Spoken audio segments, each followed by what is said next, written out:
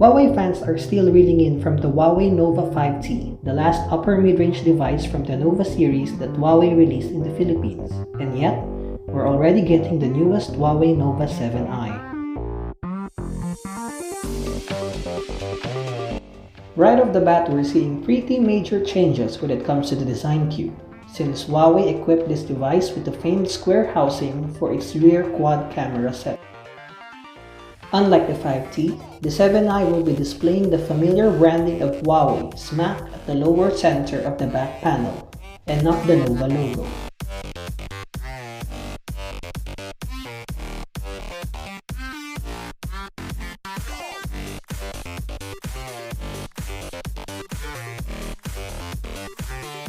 The lock button is also a fingerprint scanner. Check out how speedy it is.